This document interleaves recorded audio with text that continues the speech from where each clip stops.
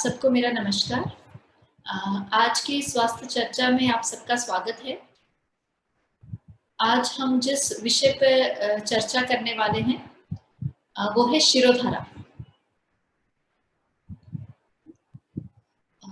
एक आयुर्वेदा की थेरेपी है जिसमें हम लोग एक तरह से माइंड रिलैक्सिंग थेरेपी है ये। इसके बारे में हम लोग आज डिस्कस करने वाले हैं। जैसे हम देखते हैं कि आयुर्वेद सिर्फ जड़ी बूटियां नहीं है। आयुर्वेद में सिर्फ दवाई देते हैं या जड़ी बूटियों से बनी मेडिसिन लाइक दवाइयाँ होती हैं, ऐसा नहीं है। आयुर्वेद में बहुत सारी ऐसी थेरेपीज भी हैं जो कि सब सब कंडीशंस में कई बार ऐसा होता है कि थेरेपीज जो है लाइक एक्सटर्नल बाहर से बॉडी में करने वाली जो थेरेपीज है उससे इतना अच्छा इफेक्ट आता है कि हमें कई बार इंटरनली ओरली लेने के लिए दवाई देने की जरूरत पड़ती नहीं है।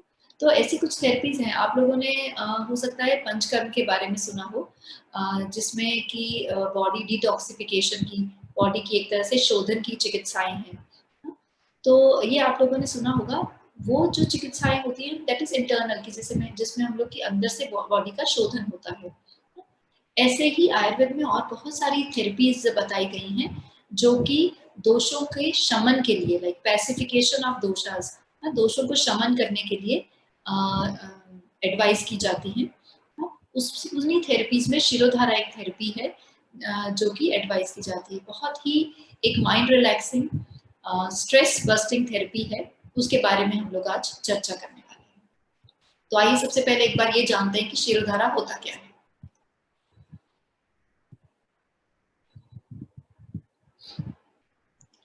शिरोधारा दो वर्ड से बना है। अगर उसको हम लोग स्प्लिट करके देखें तो शिर दैट मीन्स हेड एंड धारा इज करंट और लाइक धारा गिराना जैसे हम लोग कहते हैं हेड में। सर पे एक तरह से किसी भी मेडिकेटेड लिक्विड की वो तेल भी हो सकता है, वो कुछ कोई काढ़ा है, दूध से बना काढ़ा है, कुछ बटर मिल्क है, उसके बारे में भी हम जितनी तरह की शिरोधाराएं होती हैं उसके बारे में हम लोग आगे डिस्कस करेंगे। तो ये एक ऐसी थेरेपी है जिसमें कि सर पे एक धारा गिराई जाती है किसी भी मेडिकेटेड लिक्विड की, जो पर्टिकुलरली यहाँ फोरहेड में, हमारे ये जो पार्ट है फोरहेड का, उसके सेंटर में होता है, जिसको एक इंग्लिश में थर्ड आई ट्रीटमेंट भी कहा जाता है। दैट इज थर्ड आई, जो हमारी ये जो तीसरी आंख का ये जो पॉइंट पर्टिकुलर फोरहेड के मिडल का पार्ट होता है, यहाँ पे कॉन्टिन्यूस धारा का स्ट्रीम गिराया जाता है, एक रिदमिक मैनर में होता है। दैट इज एक साइड से, फोरहेड के एक साइड से दूसरे साइड तक रेगुलर किसी मेडिकेटेड लिक्विड की धारा को गिराते हैं, उसे कहते हैं शिरोधारा। ना अगर हम लोग देखें तो ये किन ऑर्गन्स के किस बॉडी पार्ट्स के लिए ये सबसे ज्यादा इम्पोर्टेंट है। तो जैसे हमने अभी बात करी शिरोधारा दैट इज हेड। सो ऐसी थेरेपी जो कि हेड में होने वाले डिजीजेस उनके लिए इम्पोर्टेंट हो, गर्दन में होने वाली डिजीजेस हैं, आंखों की हैं, कानों की हैं, नाक की है, थ्रोट की है, नर्वस सिस्टम की पर्टिकुलरली जितनी भी है। जैसे हम लोग ब्रेन की बात करें तो जहाँ हम लोग सबसे पहले हेड की बात करते हैं, so it is very much related with the head और द नर्वस सिस्टम। जो ब्रेन है हमारा, तो ब्रेन से रिलेटेड जितने डिसऑर्डर्स होते हैं उसमें भी शिरोधारा बहुत ज्यादा इफेक्टिव रहती है। सो पर्टिकुलरली बॉडी के ये जो पर्टिकुलर पार्ट है हमारा हेड का, सिर्फ जिसमें हम लोग सिर्फ सिर की बात नहीं करते, पूरा फेस नेक से ऊपर की जो बॉडी पार्ट्स हैं उनकी बात करते हैं। तो उनकी डिजीजेस के लिए, बिकॉज बहुत बार ऐसा होता है जैसे ऐसा लगता है कि आंखों की कौन सी डिजीज के लिए काम में आ सकती है। ठीक है, आंखों की थेरेपी नहीं है, मगर अगर आंखों में कुछ नर्वस या मस्कुलर इश्यूज हैं तो उसमें शिरोधारा का एक्शन रहता है ना। तो ये डिपेंड करता है कि लाइक पेशेंट को कैसी प्रॉब्लम है, किस चीज को हमें फोकस करना है, तो उस हिसाब से हम लोग डिसाइड करते हैं कि शिरोधारा है और उसमें कैसे ऑयल्स यूज करने हैं या कैसे लिक्विड यूज करने हैं, लाइक डिकॉक्शन है, कुछ काढ़े हैं या कुछ दूध की धारा है, ऐसे सब क्या क्या हमें यूज करना है। तो पर्टिकुलरली इन बॉडी पार्ट्स की जो डिजीजेस हैं उनके लिए शिरोधारा को स्पेसिफिकली बताया गया है। इसको अगर और डिटेल में देखें तो जितने भी वात डिसऑर्डर्स हैं ना, तो एक तरह से हम कह सकते हैं कि वात को कम करने वाली डिजीजेस, जो वात की वजह से होने वाली जितनी भी डिजीजेस हैं उसके लिए शिरोधारा इंपॉर्टेंट है।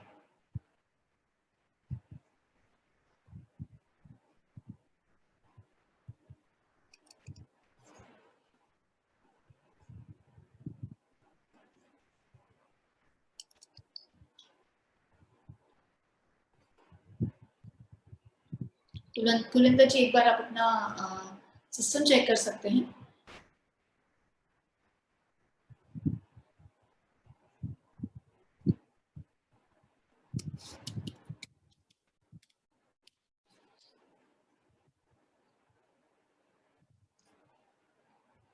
वात के जितने भी डिसऑर्डर्स हैं उसमें होने वाली जितनी भी डिजीजेस हैं उसके लिए ये पर्टिकुलरली बहुत इंपॉर्टेंट है।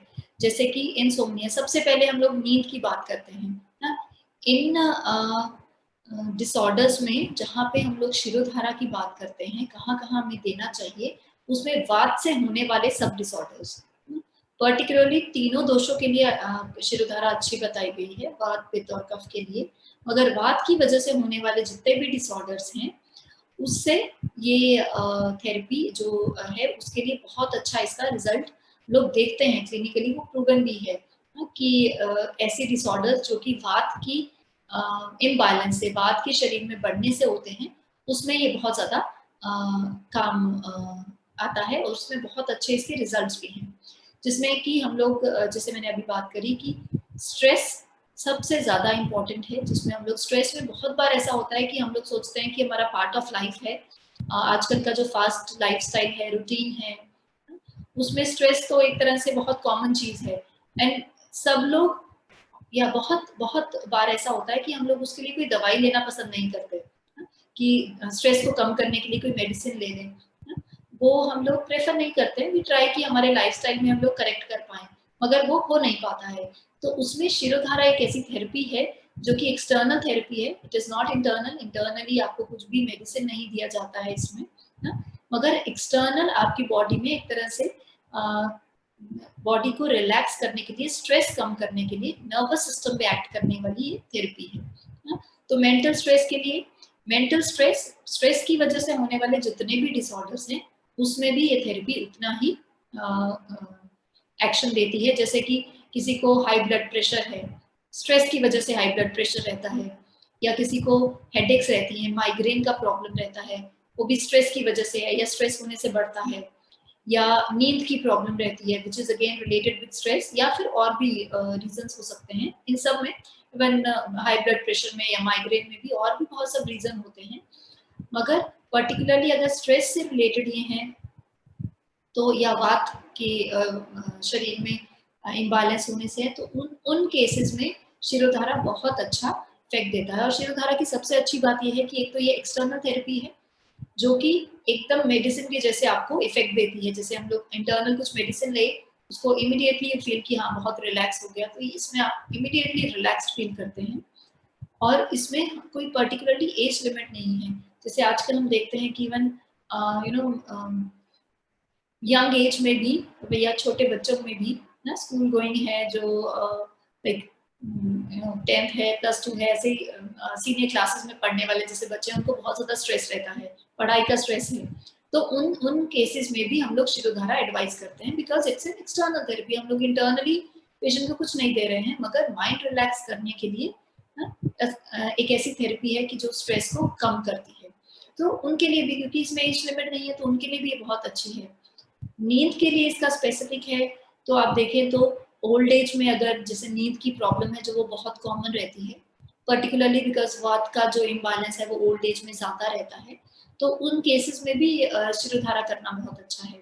ऐसे ही अगर कोई brain related, mental related issues हैं, जैसे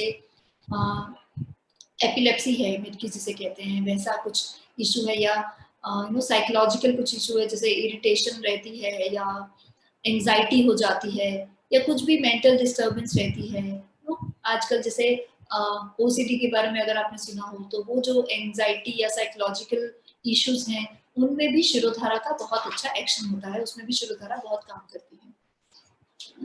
तो इन केसेस में जहाँ भी स्ट्रेस रिलेटेड इश्यूज हैं या बात के एक्सेस में बॉडी में होने से जो इश्यूज हैं, उन सब कंडीशंस में शिरोधारा का बहुत अच्छा इफेक्ट बताया गया है।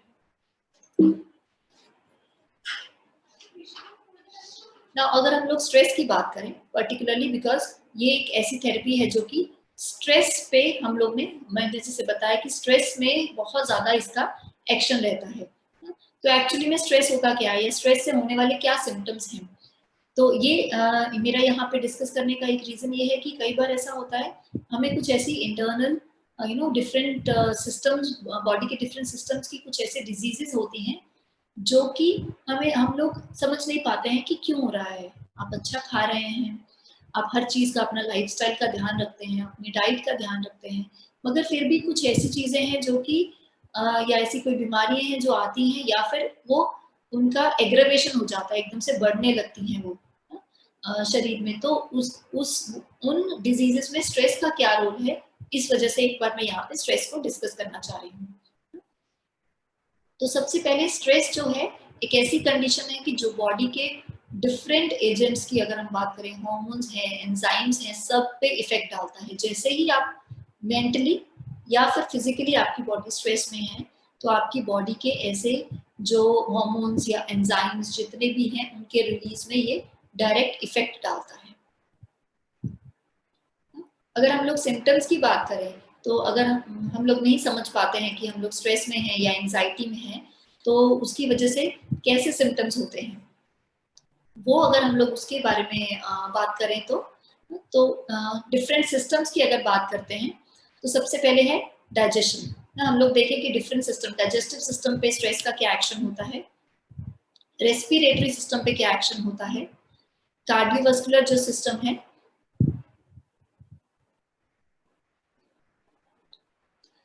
उसमें क्या इसका इफेक्ट होता है, एंडोक्राइन जो है, जो कि हमारे हार्मोन से रिलेटेड रहता है, उसमें हमारा क्या इफेक्ट आता है, या फिर स्किन है, पर्टिकुलर जो मेजर सिस्टम्स है हमारी बॉडी के। तो इसमें अगर आप डाइजेशन में देखें, वी आर टॉकिंग अबाउट, अगर स्ट्रेस या एंजाइटी होती है तो उससे हमें हमारी बॉडी में कौन कौन से डिजीजेस हो सकते हैं। लाइक स्ट्रेस अगर बहुत प्रोलॉन्ग रहता है या बहुत ज्यादा रहता है, शॉर्ट पीरियड के लिए अगर बहुत एक्सट्रीम स्ट्रेस रहा, या फिर स्ट्रेस बहुत एक्सट्रीम नहीं है मगर कॉन्टिन्यूसली कुछ सालों से या कुछ महीनों से चलता आ रहा है, तो उससे बॉडी में कौन कौन सी डिजीजेस होने के चांसेस हो जाते हैं। जैसे सबसे पहले है, अगर हम डाइजेस्टिव सिस्टम की बात करें, तो एक तो भूख, भूख पे इफेक्ट सबसे ज्यादा आता है कि आपकी जो एपेटाइट है, आपका भूख का जो पैटर्न है वो बिगड़ता है ना, या तो आपको भूख नहीं लगती है ना, या बिल्कुल इरेगुलर रूटीन होता है ना, खाने का मन नहीं करता, या फिर कुछ अल्सर से रिलेटेड या एसिडिटी से रिलेटेड ऐसी प्रॉब्लम्स होने लगती हैं, या फिर जिसको एक आईबीएस करके कंडीशन कहते हैं ना, इरिटेबल बॉबल सिंड्रोम ना, जिसमें कि आपकी जो बॉबल मूवमेंट्स हैं ना, आपकी मोशंस हैं, वो इरेगुलर रहती हैं। कभी आपको डायरिया होता है ना, या कॉन्स्टिपेशन होता है, या फिर कॉन्स्टिपेशन और डायरिया का कॉम्बिनेशन होता है। मोस्टली डायरिया का ज्यादा वो रहता है, डायरिया इन द सेंस की दिन में 3-4 बार मोशन जाना पड़ता है, या ज्यादा भी होता है, किसी किसी को 5-6 बार, 7-8 बार भी जाना पड़ता है। तो ये डाइजेशन से रिलेटेड आईबीएस की एक कंडीशन होती है। ऐसे ही जैसे मैंने बात की, हम लोग सब समझते हैं कि कभी हम लोग नर्वस हों या स्ट्रेस में हो ज्यादा, या बहुत ज्यादा एंजाइटी हो रही हो, तो डाइजेस्टिव इश्यूज होना बहुत कॉमन है। उसमें जैसे किसी को वॉमिटिंग होने लगती है, या फिर भूख नहीं लगती, या फिर एकदम से चक्कर आना है, या लूज बॉवल्स, लाइक अतिसार है, डायरिया है, वैसा होने के कंडीशंस हो जाते हैं। तो ये हम लोग अपनी कॉमन नॉर्मल रूटीन में देखते हैं कि अगर आप स्ट्रेस में हैं तो भूख नहीं लगती, आपका खाना खाने का मन नहीं करेगा, या फिर आप खाना खा भी रहे हैं तो वो अच्छे से पचता नहीं है, यू फील कि आपने खाना तो अच्छा खाया, लाइक हेल्दी फूड लिया, मगर डाइजेस्ट नहीं हो पा रहा, या फिर एसिडिटी हो रही है। तो उसमें स्ट्रेस का एक बहुत इंपॉर्टेंट और बहुत बड़ा रोल रहता है हमारे लाइफस्टाइल्स में। ऐसे ही कुछ एस्थमा है, या इवन कुछ एलर्जिक कंडीशंस भी होती हैं, जो भी हमारे डाइजेस्टिव और रेस्पिरेटरी सिस्टम दोनों की वजह से रिलेटेड रहता है। तो उन कंडीशंस में भी स्ट्रेस एक बहुत इंपॉर्टेंट फैक्टर हो जाता है। ऐसे ही ब्लड प्रेशर है, हाई ब्लड प्रेशर का तो हम लोग कॉमनली जानते हैं कि स्ट्रेस की वजह से बहुत लोगों को हाइपरटेंशन के इश्यूज हो जाते हैं, या फिर हार्ट रिलेटेड कोई भी इशू है, लाइक ब्लॉकेज है, आर्टरीज में ब्लॉकेज हो जाती है, या कोई हार्ट अटैक हो गया, या फिर टेकिकार्डिया है, लाइक ये पैल्पिटेशंस कहते हैं, जैसे कई बार ऐसा लगता है कि दिल की धड़कन हमें सुनाई दे रही है, या फिर हार्ट की आप अच्छे से आपकी जो फिजिकल एक्टिविटी है वो आप प्रॉपर नहीं कर पाते हैं, आपको सांस चढ़ने लगती है, तो ये सब चीजें हार्ट से रिलेटेड है ना, मगर उसमें भी स्ट्रेस का बहुत इंपॉर्टेंट रोल रहता है, क्योंकि इसमें कई बार ऐसा होता है कि आप देखते हैं आपका लाइफस्टाइल ठीक है, आप एक्सरसाइज भी करते हैं, आप टाइम टू टाइम खाना भी खाते हैं, हेल्दी होम फूड खाते हैं, होम मेड फ्रेश फूड खाते हैं, कुछ जंक फूड नहीं रहता, बहुत फ्राइड फूड नहीं रहता, देन यू फील कि कहाँ प्रॉब्लम हो रही है, क्यों हार्ट के इश्यूज आ रहे हैं, तो उसमें स्ट्रेस एक बहुत बड़ा फैक्टर होता है, जिसको कि कॉमनली हम लोग या तो निग्लेक्ट करते हैं या हमारे ध्यान में नहीं रहता, बिकॉज स्ट्रेस हमारी लाइफ का ऐसा पार्ट बन चुका है कि डेली रूटीन में आपके वर्किंग रूटीन है या आपका घर का रूटीन है, उसमें you feel like it is normal, मगर बॉडी में उसके जो इम्पैक्ट आते हैं वो डिफरेंट सिस्टम्स को इफेक्ट करता है।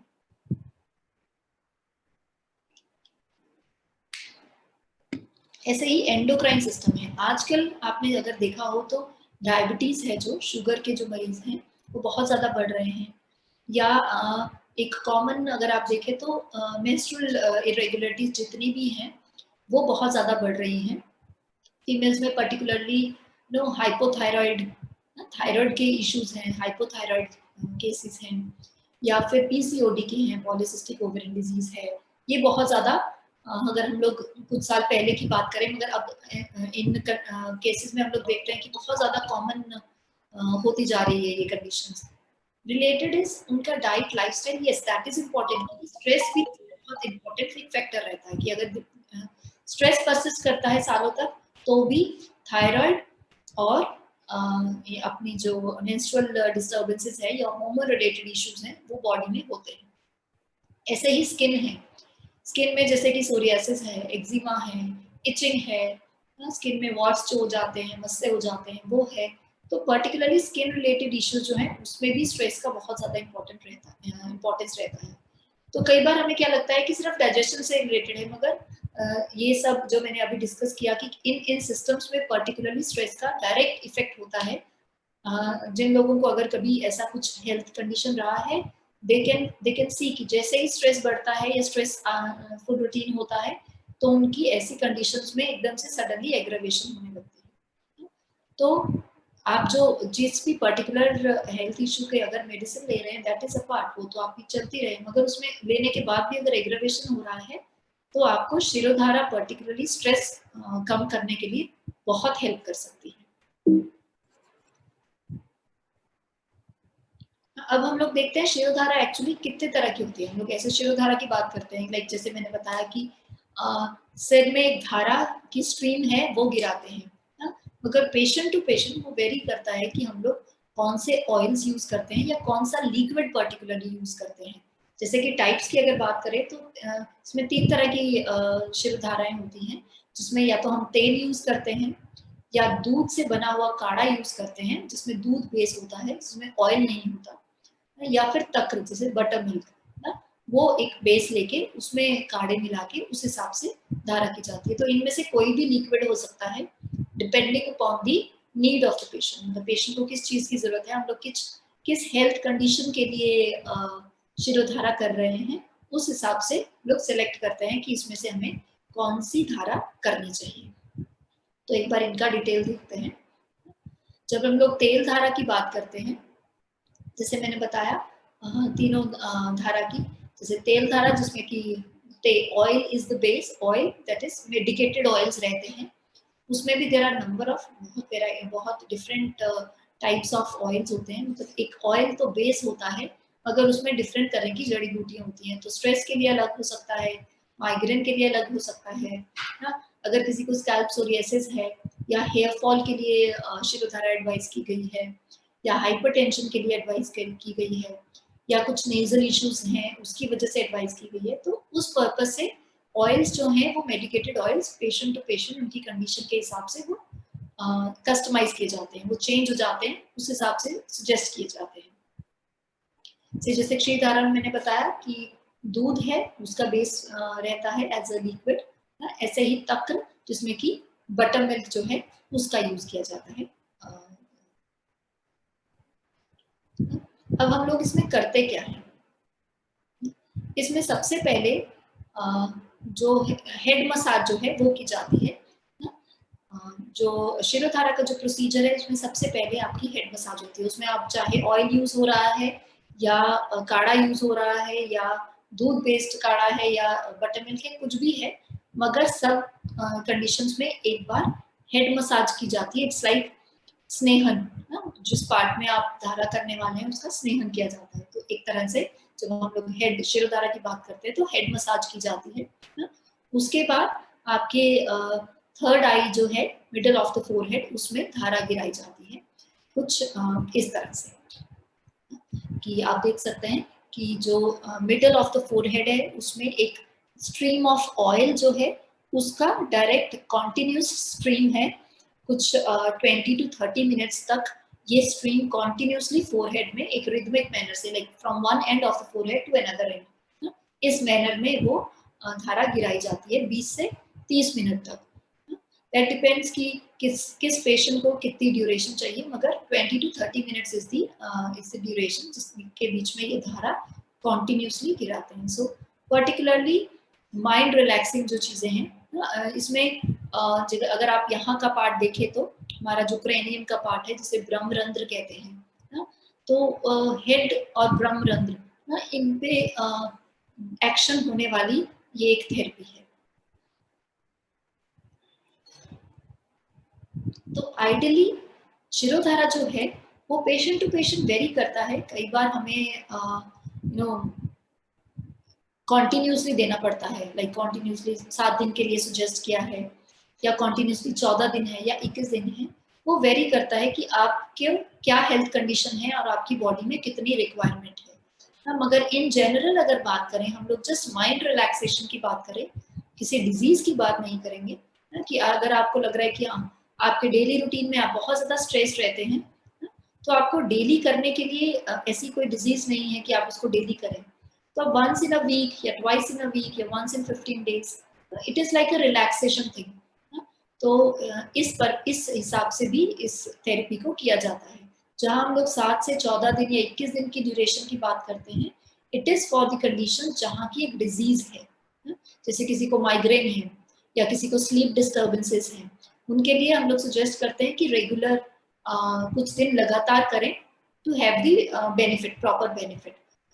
मगर अगर हम लोग देखें कि हाँ वी आर हेल्दी, कोई हेल्थ कंडीशन नहीं है मगर स्ट्रेस बहुत रहता है, तो स्ट्रेस को कम करने के लिए वंस इन अ वीक और ट्वाइस इन अ वीक या वंस इन अ 15 डेज आप अपने रूटीन के हिसाब से अपने कन्वीनियंस के हिसाब से इस कंडीशन इस थेरेपी को रिसीव कर सकते हैं। पर्टिकुलरली अर्ली मॉर्निंग सजेस्ट किया जाता है, मगर again when we are talking about relaxation तो वो दिन में किसी भी टाइम पे आप कर सकते हैं। प्रेफरेबली इवनिंग या नाइट के टाइम पे सजेस्ट नहीं किया जाता, it should be during the day time. ऐसे ही हम लोग क्षीर धारा की बात करते हैं जिसमें मैंने बताया कि दूध की धारा रहती है। उसमें पर्टिकुलरली दूध एक बेस रहता है ना, उसमें काढ़े कुछ मिलाए जाते हैं जो कि कॉमनली उसमें शतावरी है, बला है, अश्वगंधा है या ब्राह्मी है ना, ऐसे काढ़े उसमें मिलाए जाते हैं। अगेन डिपेंड करता है कि आप क्षीर धारा जो दे रहे हैं वो किस पर्पज से दे रहे हैं। क्षीर धारा में जब मिल्क बेस है तो ये पित्त की कंडीशन के लिए सबसे ज्यादा सजेस्टेड है। जैसे हमने पहले देखा था तेल धारा थी जो ऑयल बेस था, ऑयल जो है वो वात की कंडीशंस के लिए सबसे बेस्ट बताया गया है। तो जब वात की कोई वात दोष की वजह से कोई कंडीशन है तो हम लोग तेल धारा प्रेफर करते हैं। अगर पित्त के इम्बैलेंस की वजह से कोई कंडीशन है जैसे कि माइग्रेन है ना, या कोई स्किन डिसऑर्डर है या फिर बहुत ज्यादा एंगर है, इरिटेबिलिटी है ना, पित्त कंडीशंस जो होती हैं, उन सब के लिए हम लोग मिल्क बेस धारा जो है, दूध का जो बेस रहता है, क्षीर धारा एडवाइस करते हैं because it is cooling in action. ये दूध का जो तासीर होती है वो ठंडी होती है, तो कूलिंग एक्शन होने की वजह से इसमें काढ़े मिला के इससे धारा की जाती है। जैसे कुछ कंडीशंस स्पेसिफाई की गई हैं, जैसे बर्निंग सेंसेशन होती है, पैरों में है या सिर में है या बॉडी में है, तो पर्टिकुलरली हमें पित्त शमन की जरूरत है। कुछ मेंटल कंडीशंस हैं या स्लीप डिस्टर्बेंसेस हैं, उन सब कंडीशन में शीत धारा एडवाइस की जाती है। से हम लोग तक्र धारा की बात करें तो जिसमें कि हम लोग बटर मिल्क का यूज करते हैं पर्टिकुलरली, उसमें कॉमनली आंवले का जो काढ़ा है वो मिलाया जाता है। जैसे कि हेयर कंडीशन जितनी भी हैं, हेडेक्स हैं, अगेन बर्निंग, हाथों पैरों में जलन है, इन पित्त रिलेटेड कंडीशन, सो डिपेंड्स कि पर्सन टू पर्सन हमें किस चीज की जरूरत है। कई बार कुछ स्किन या स्कैल्प कंडीशंस ऐसी होती हैं, स्कैल्प स्किन कंडीशंस ऐसी होती हैं कि उसमें भी हम लोग तक्रधारा सजेस्ट करते हैं, जैसे स्कैल्प सोरियासिस हो रहा है या कुछ बालों में जैसे फंगल इन्फेक्शन ये ऐसा होता है, उन कंडीशंस में भी शिरोधारा एडवाइस की जाती है। हेयर फॉल है या फिर बालों की बहुत टेक्सचर अच्छा नहीं है, रफ है, ग्रोथ नहीं हो रही, उन सब कंडीशंस में भी शिरोधारा काफी इफेक्टिव रहती है। उन कंडीशन में कई बार नस से भी सुजेस्ट किया जाता है, कई बार शिरोधारा भी सुजेस्ट की जाती है। सो अगेन इट डिपेंड्स, मगर शिरोधारा का भी उसमें बहुत अच्छा एक्शन होता है। इट डिपेंड्स कि आपको किस चीज की जरूरत है और आपके डॉक्टर आपको क्या सजेस्ट करते हैं।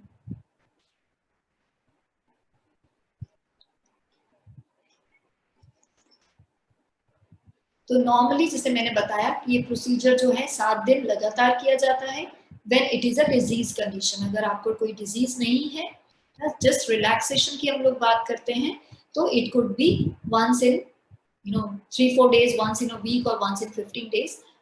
Again let your doctor decide ना, या आपको कभी रिलैक्स करने का मन हो या स्लीप डिस्टर्बेंसेस हो, तो वैसे भी शिरोधारा आप ऑयल की जो धारा कॉमनली करते हैं वो रिसीव कर सकते हैं। अदरवाइज बेस्ट इज आप डॉक्टर से कंसल्ट करिए, डॉक्टर आपको जैसे सजेस्ट करते हैं उस हिसाब से ये रिलैक्सेशन की थेरेपी आप कभी भी रिसीव कर सकते हैं। सो इसमें हम लोग कॉमनली जो हमारी क्लिनिकल प्रैक्टिस में देखते हैं, hypertension, sleep like blood pressure में, स्लीप कंडीशंस में, पर्टिकुलरली माइग्रेन्स में, ये कंडीशन बहुत कॉमनली जो हम लोग देखते हैं कि बहुत कॉमन भी है। स्ट्रेस रिलेटेड कंडीशंस हैं, इनमें ये बहुत अच्छे से बहुत इफेक्टिव है। कुछ कंडीशंस ऐसी होती हैं जिसमें हमें ओरल मेडिकेशंस भी देनी पड़ती हैं, मगर कुछ कंडीशंस ऐसी होती हैं जिसमें एक्सटर्नल थेरेपी ही बहुत अच्छा काम करती है। तो जितनी भी स्ट्रेस रिलेटेड कंडीशंस हैं उसमें Shirodhara is suggested as one of the specific जो आयुर्वेद की स्पेसिफिक थेरेपी है, वो शिरोधारा है स्ट्रेस के लिए सजेस्टेड। इसमें जितनी भी तरह की हमने अभी धाराओं की बात करी, तीनों धारा जैसे तेल धारा, दुग्ध धारा, दूध की जो क्षीर धारा या फिर तक्र धारा, इन सब में पर्टिकुलरली जितने भी हमारे ये अपर बॉडी पार्ट है, हेड है, नेक है, आईज है, नोज है, इनमें जितने भी दोष इम्बैलेंस होने की वजह से डिसऑर्डर्स होते हैं, उसमें इसमें शिरोधारा का बहुत अच्छा इफेक्ट है। कई बार आईज के डिसऑर्डर्स में या नेक के या इवन ईयर्स और नोज, इनमें नर्वस रिलेटेड इश्यूज होते हैं कि आपकी नर्व वीक हो गई है या नर्व की जो कंडक्शन है वो इफेक्ट हो रही है, उससे आपके मसल इफेक्ट हो रहे हैं या मसल एक तरह से मसल डिस्ट्रॉफी कहते हैं कि वैसा हो रहा है, या फिर नर्व डैमेज हो रही है, या फिर नर्व की कंडक्टिविटी है वो प्रॉपर नहीं हो रही है। तो इन सब कंडीशंस में शिरोधारा जो है वो बहुत अच्छा एक्शन देती है। जो क्योंकि हम लोग इसमें बात करते हैं कि आपके ब्रेन लाइक दिमाग के लिए और सेंट्रल नर्वस सिस्टम, मतलब हमारा जितना भी नर्वस सिस्टम जो है हमारी बॉडी का, that is concentrated on our brain, वो सब हमारे ब्रेन में है। तो ये एक ऐसी थेरेपी है जो कि हमारे नर्वस सिस्टम, जो हमारी बॉडी को टोटली हमारी बॉडी के सब एक्शंस को कंट्रोल करता है ना, उस पर डिपेंडेंट है। तो उस पार्ट के लिए अगर आप कोई थेरेपी की बात करें, तो आप ये सोच भी सकते हैं कि अगर उस पार्ट के लिए हम लोग कुछ थेरेपी की बात करते हैं तो वो बॉडी के लिए, फुल बॉडी के लिए कितनी ज्यादा इफेक्टिव और रिलैक्सिंग होगी। तो पर्टिकुलरली जितने भी ब्रेन या नर्वस रिलेटेड इश्यूज है उन सब में जरूरी नहीं है वो यही हो, कई बार ऐसा भी होता है कि आपके कुछ नर्वस इश्यू ऐसे हैं जैसे फुल बॉडी में इफेक्ट हो रहा है, कुछ बैक पे कुछ नर्व्स डैमेज हुई है, उसमें भी कई बार शिरोधारा बहुत अच्छा एक्शन देती है, बिकॉज जो रूट कॉज है वो हमारा ब्रेन है ना, ब्रेन से नर्व कंडक्शंस होती हैं सब, तो उसमें इफेक्ट देने वाली ये पर्टिकुलर थेरेपी है। तो आज हमने शिरोधारा के बारे में डिस्कस किया। आप में से किसी को अगर कुछ क्वेश्चन हो तो आप पूछ सकते हैं।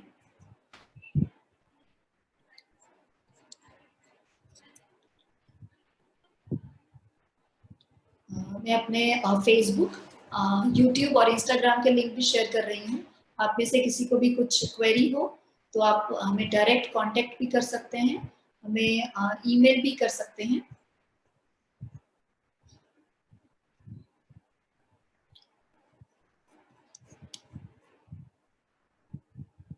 हमारा ईमेल एड्रेस हमने प्रोवाइड किया है, और जैसे मैंने कि अपने लिंक शेयर किए हैं फेसबुक, यूट्यूब और इंस्टाग्राम का, तो हमारी जितनी भी एवरी वीक हमारी ये स्वास्थ्य चर्चा रहती है वो फेसबुक में भी अवेलेबल रहती है, यूट्यूब में भी अवेलेबल रहती है।